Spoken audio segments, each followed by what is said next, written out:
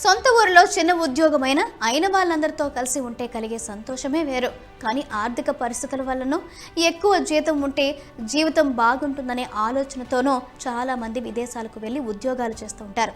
అధిక ఆదాయం పేరు అటుంచితే మనశ్శాంతిని, సంతోషాన్ని కోల్పోతున్నామని అధిక జీతం కలిగిన ఉద్యోగం కోసం దుబాయ్ వెళ్ళిన ఓ యువతి ఆవేదన వ్యక్తం చేసింది. ఈ క్రమంలో ఓ వీడియోను సోషల్ మీడియాలో పోస్టు చేసింది.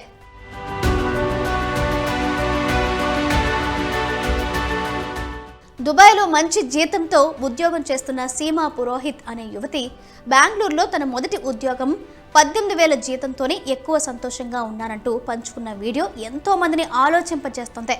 సీమా తన ఇన్స్టాగ్రామ్ ఖాతాలో పోస్టు చేసిన వీడియోలో తన పాత రోజులను గుర్తు చేసుకున్నారు. బెంగళూరులో తొలి ఉద్యోగంలో నెలకు కేవలం 18,000 రూపాయలు మాత్రమే వచ్చేదని, అయినా ఆ సమయంలో తానే ప్రపంచంలో అత్యంత ధనవంతురాలనని అనే భావన కలిగేదని చెప్పారు. ఆ జీతంతోనే పీజీ అద్దె కడుతూ, స్ట్రీట్ షాపింగ్ చేస్తూ, క్యాంటీన్లో ఫుడ్ తింటూ, స్నేహితులతో సరదాగా గడుపుతూ కొంత డబ్బు కూడా ఆదా చేసుకోగలిగానని తెలిపింది.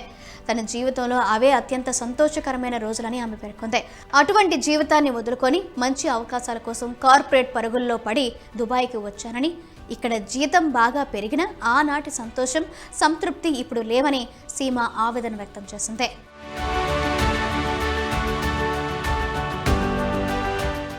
ఈ జీవితం ఓ పరుగుల పందెంలా మారిందని, ఇందులో గెలుపు కోసం ప్రశాంతతను కోల్పోతున్నామని పేర్కొన్నారు. సీమా మాటలు కార్పొరేట్ ఉద్యోగుల మనసులను హత్తుకున్నాయి. చాలా మంది నెటిజన్లు ఇది తమ కథేనంటూ కామెంట్లు పెడుతున్నారు. ఈ పోస్టుపై నెటిజన్ల నుంచి భిన్నమైన స్పందనలు వస్తున్నాయి.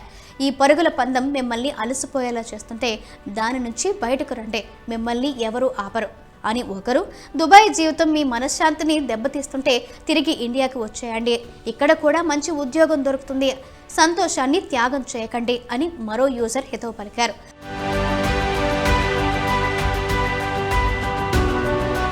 మొత్తం మీద సీమా పురోహిత్ పోస్ట్ కేవలం డబ్బు, హోదా కోసం కాకుండా వర్క్ లైఫ్ బ్యాలెన్స్, మానసిక ఆరోగ్యం, వ్యక్తిగత సంతోషానికి ప్రాధాన్యం ఇవ్వాలనే చర్చకు మరోసారి తెరలేపింది.